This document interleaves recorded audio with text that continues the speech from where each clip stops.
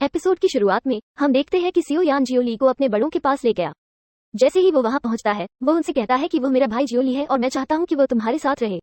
फिर बड़े आगे बढ़ते हैं और उससे कहते हैं कि तुम उसके भाई हो, और वो बता रहा था कि सियो यान ने हमारे कबीले की मदद की, उसने कानन कॉलेज को बचाया और तुम उसके दूसरे भाई हो, इसलिए तुम्हें उसे बचाना था। और चिंता मत करो, सियो यान ने हम पर बहुत बड़ा एहसान किया है, इसलिए बदले में हम तुम्हें यहाँ रखेंगे और तुम्हारी रक्षा करेंगे। सियो यान ने स्केटी यादव को धन्यवाद दिया। तब बुजुर्ग जियोली से कहता है कि मैं चाहता हूं कि जियोली अपने लोगों को कानन कॉलेज ले जाए, वहां एक बैठक चल रही है। वो सभी को बताते हैं कि 2 साल पहले कानन कॉलेज के हालात बहुत खराब थे और हमारे दुश्मनों ने इसका फायदा तब उठाया जब उन्हें हमें नुकसान पहुंचाने की कोशिश करने का मौका मिला। सबसे बड़ा दुश्मन हान फेंग है, उसने बलाई अलायंस बनाया, और बलाई गठबंधन उतना छोटा नहीं है जितना आप समझते हैं, लेकिन ये बहुत बड़ा है। और बलाई गठबंधन को खत्म करने के लिए हमें इसके लिए हान को मारना होगा। हम उससे अपना बदला लेंगे और कानन कॉलेज से कोई पंगा नहीं लेगा। अब हर कोई इस लड़ाई में शामिल होने के लिए तैयार था, और जियो झान ने भी कहा कि मैं अपने मालिक का बदला लूंगा। दूसरी ओर हान फेंग ने एक बैठक बुलाई थी जहां एक व्यक्ति ने बताया कि यह खबर आप तक पहुंच गई होगी। जियो झान अभी भी जीवित है और उसने जाकर फेंग को मार डाला।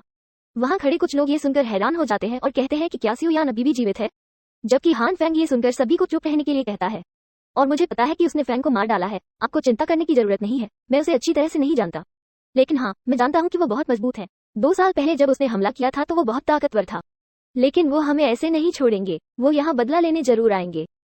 वहाँ 4 कुल बैठे थे। जब हान फेंग ने उन्हें बताया कि वो यहाँ आएंगे तो वो मजबूत हो गए। तो आप में से कितने लोग अपनी जान बचाना चाहते हैं और यहाँ से भागना चाहते हैं? फिर बाकी कुल कहने लगते हैं कि हम 4 कुलों से हैं, हम उसे डर नहीं सकते, चाहे वो कितना शक्तिशाली क्यों न हो। हम उसे अच्छा सबक सिखाएंगे और ऐसा सबक सिखाएंगे कि वो हमसे पंगा लेने के बारे में कभी नहीं सोचेगा। हान फेंग ने उन्हें ये भी बताया कि मैंने कुछ लोगों को ये पता लगाने के लिए भेजा था कि सियो यान कहाँ है। जैसे ही हमें खबर मिलेगी कि वो कहाँ है, हम उसका दावा करेंगे और उसे अच्छा सबक सिखाएंगे, और हम यहाँ बैठकर उसके यहाँ आने और हमें नुकसान पहुंचाने का इंतजार नहीं कर सकते। वास्तव में हम पहले उसके पास पहुंचेंगे और उसे नुकसान पहुंचाएंगे।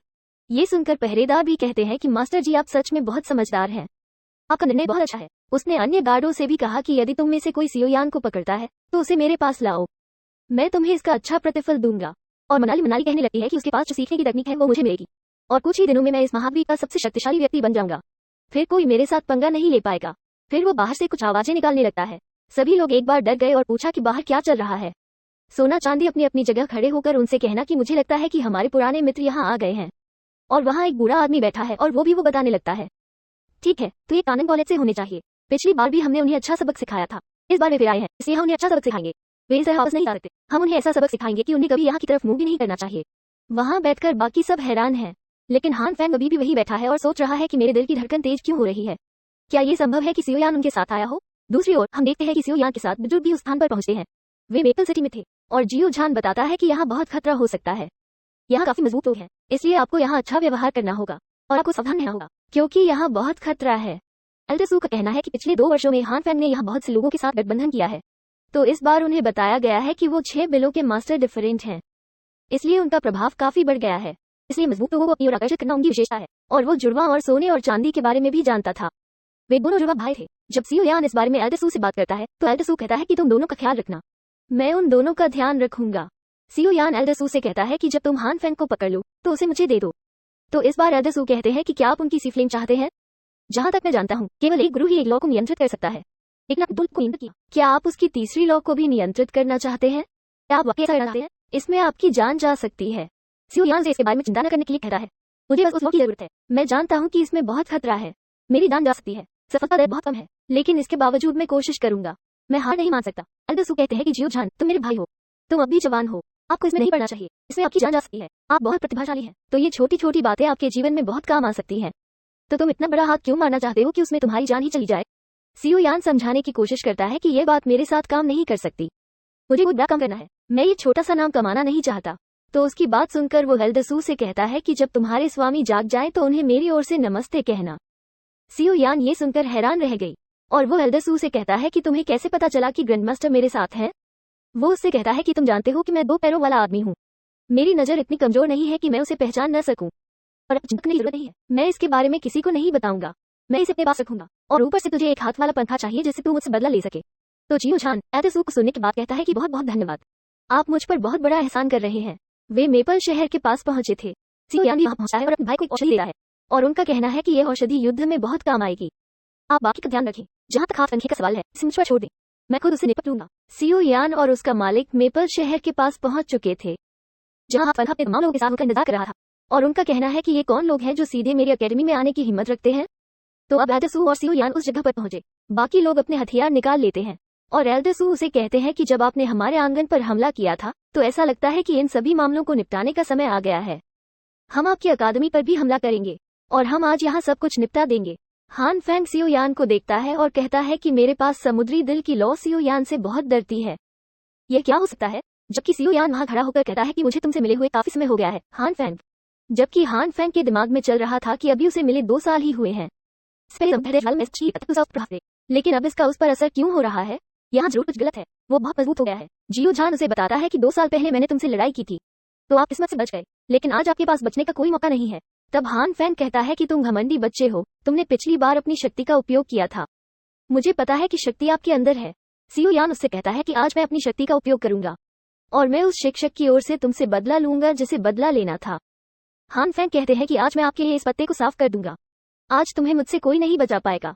वहाँ खड़े कुछ लोग इस बारे में बात करने लगे। अगर हान फैंग और सीओ यान के शिक्षक एक हैं, तो इसका मतलब है कि उन्हें भाई होना चाहिए। फिर आपस में क्यों लड़ रहे हैं? वे एक दूसरे की दुश्मन क्यों हैं? हान फैंग ग्रैंड एल्डर सू से कहते हैं कि आप कुछ लोगों को यहाँ लाए हैं, वे भी बदला लेना चाहते हैं। आप ये कैसे कर सकते हैं? ये कैसी बचाने हरकत है? मुझे तुमसे यह उम्मीद नहीं थी। ये सुनते ही एल्डर सू को बहुत गुस्सा आता है। तो जैसे ही वो हान फैंग पर हमला करने के लिए अपनी शक्ति का उपयोग करता है, सिल्वर और गोल्ड आगे आते हैं और उसके हमले को नाकाम कर देते हैं। और हान फैंग कहते हैं कि अगर आपने ब्लैक एलायंस के साथ खिलवाड़ करने का फैसला किया है तो हम भी इसमें शामिल होंगे, फिर हम भी आपसे बदला लेंगे। बहुत मजा आने वाला है। और हाँ, आप हमारे दरवाजे पर आए हैं तो हम आप पर थोड़ी दया करेंगे। हम यहाँ केवल एल्डर सू की शक्ति का उपयोग करेंगे ताकि हम इन लोगों को बता सके कि हम इतने निर्दयी नहीं हैं और आपको उनसे मुकाबला करना होगा। जैसे ही वो अपनी शक्ति का उपयोग करता है, एल्डर सू अपने हमले को विफल करने के लिए अपनी शक्ति का उपयोग करता है। वो कहते हैं कि 2 साल पहले आपने आकर हमें अपमान किया, हम आज उसका बदला लेंगे। एल्डर सू अब पीछे हटने वाला था तो वो लड़ने का आदेश देता है। तो इससे लोग दोनों तरफ से आपस में लड़ने के लिए आगे बढ़ने लगते हैं। वे एक दूसरे के आक्रमण से बचने लगते हैं। फिर एल्डर सू इसे सीओ यान को देता है और उसे बताता है कि हान फैंग तुम्हारी जिम्मेदारी है, आप उसे अच्छे से हैंडल करें। बाकी सिल्वर और गोल्ड भाइयों को मैं संभाल लूंगा। जियो झान कहते हैं कि जैसा आप कहते हैं ठीक है। अब एल्डर सू कहते हैं कि हमारी अकादमी की यह सारी जिम्मेदारी आपके हाथों में है, इसलिए वे सिल्वर और गोल्डन भाइयों पर हमला करने के लिए आगे बढ़ने लगते हैं। इस तरह वे उनके साथ मारपीट करने लगे। ये लड़ाई दोनों तरफ से चल रही थी, उन पर दोनों तरफ से जमकर हमले हो रहे थे। और फिर सीओ यान और हान फैंग भी हमारे सामने आ जाते हैं। हान फैंग सीओ यान से कहता है कि मैं उसका सबसे संतुष्ट छात्र था। मेरी समझ में नहीं आता कि गुरु ने मुझे दाह संस्कार क्यों नहीं सिखाया और तुम्हें क्यों सिखाया। अगर उन्होंने मुझे तकनीक सिखाई होती तो मैं आज उनका सम्मान करता, लेकिन उसने ऐसा नहीं किया। सीओ यान उससे कहता है कि तुमने शिक्षक को धोखा दिया। जब उसने आपको तकनीक नहीं सिखाई तो आपने उस पर पीछे से हमला किया और उसे मारने की कोशिश की। हान फैंग कहने लगता है कि मैंने उसके साथ कई साल बिताए, उसने मुझे जलाने की तकनीक के बारे में कुछ नहीं बताया। अगर आपके पास है तो आप मुझे क्यों नहीं दे देते? पैदा होना कितना आसान होगा। अगर आप मेरी जगह होते तो आप क्या करते? मेरी जगह रहो और सोचो, आप इस बारे में मुझे पता करेंगे। लेकिन सीओ यान सबके लिए तैयार नहीं था। तो वो कहता है कि अगर तुम मुझे जलना सिखाओगे तो बदले में तुम भी ब्लैक एलायंस में शामिल हो सकते हो और मैं आपको ऐसे उपाय बता सकता हूँ जो आपके बहुत काम आ सकते हैं। सीओ यान ये सुनकर वहाँ आग लगा देता है। हान फैंग उसे देखकर हैरान रह गए और कहा कि तुम्हें ये लौ कहाँ से मिली? सीओ यान का कहना है कि ऐसा लगता है कि इस लौ को देखकर आपकी लतें बहुत डर गई हैं। ऐसा क्यों? वैसे भी ये मुकाबला आज होगा और आपको पता चल जाएगा कि हम दोनों में से कौन जीतेगा। और उस वर्ष उसके साथ गए शिक्षक का बदला लेने के लिए मैं आज आपके साथ खड़ा हूँ और आपके साथ भी ऐसा ही करूंगा। हान फैंग से बताता है कि मेरे पास करने के लिए कम बचा है, यानी उस समय मैंने उनसे पूरी तकनीक क्यों नहीं सीखी। मैंने थोड़ा सा क्यों सीखा, लेकिन आज वो बचपना भी समाप्त हो जाएगा जब मैं आपसे ये दाग विधा सीख लूंगा। तब क्या? फिर वे आपस में लड़ने लगे। उन्होंने एक दूसरे पर हमला बोल दिया। वे एक दूसरे के वार से बचने की कोशिश करने लगे। सीओ यान को लगता है कि हान फैंग कमजोर है, सीओ से हंसता है, लेकिन ऐसा बिल्कुल नहीं था। हान फैंग बहुत मजबूत था। अब जब सीओ यान फिर से हमला करने के लिए आगे बढ़ा, हान फैंग ने अपना हमला रोक दिया और वो कहता है कि शिक्षक ने आप में रुचि दिखाई, इसका मतलब है कि आप में कुछ खास बात थी। खास बात खत्म हो जाएगी क्योंकि मैंने आपको कम आंका, मुझे आप कम नहीं आना चाहिए था। जैसे ही वो वहाँ अपनी शक्ति छोड़ता है, एक बड़ा धमाका होता है। बाकी जो लोग लड़ रहे थे वे विस्फोट को महसूस कर पा रहे थे। इसे देखने के साथ साथ सीओ यान कहता है कि बच्चे, क्या तुम्हें मेरी मदद की जरूरत है? और वहाँ हान फैंग अपनी शक्ति का उपयोग करके वहाँ खड़ा है। वो कहते हैं कि पिछले 2 वर्षों में आप पहले व्यक्ति हैं जिनसे मैं मिला हूँ जिनके लिए मैं अपनी पूरी ताकत लगा रहा हूँ, क्योंकि मैं ऐसा अक्सर नहीं करता। वो अब आधा कदम और आधा गोद स्तर पर पहुंच गया था और ऐसा लग रहा था कि सीओ यान उसकी काबिलियत देखकर डर जाएगा, लेकिन सीओ यान से कहता है कि मैं तुमसे डरने वाला नहीं हूँ। जैसे ही वो अपनी दोनों लपटें छोड़ता है, हान फैंग हैरान हो जाता है और कहता है कि क्या तुमने दिल की लौ को भी परिष्कृत किया? हान फैंग भी उसे हर चीज के लिए बधाई देता है और वो ये भी कहते हैं कि आपके पास बहुत सारी तकनीकें हैं, जिसमें एक बंदन हॉट फ्लेम तकनीक, एक डार्क पास फ्लेम तकनीक, एक लोस तकनीक है। जब मैं तुम्हें मारूंगा तो ये सारी विधियां मेरी होंगी। इसको लेकर चिंता करने की कोई जरूरत नहीं है।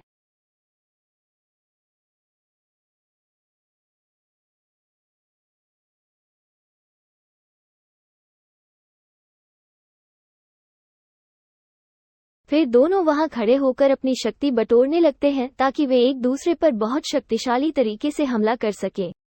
या यदि आप एक दूसरे के हमले को बचाना चाहते हैं तो आप इसे आसानी से बचा सकते हैं। अब वे अपनी शक्ति बटोर चुके हैं और एक दूसरे पर आक्रमण करने के लिए उन्हें आगे की ओर धकेलते हैं और टकराते ही जोर का धमाका होता है। जो लोग इस धमाके से दूर खड़े होकर आपस में लड़ रहे थे वो भी इसे अच्छे से महसूस कर पा रहे थे क्योंकि उन्हें दूर से रोशनी दिख रही थी। फिर हान फैन कहता है कि ठीक है, मैंने सोचा था कि तुम मुझे हरा दोगे, लेकिन तुम इतने मजबूत नहीं निकले। लेकिन जियो झान उससे कहता है कि इतनी जल्दी खुश होने की जरूरत नहीं है क्योंकि तुम अभी जीते नहीं हो, ये लड़ाई अभी बाकी है। अब उसके हाथ में एक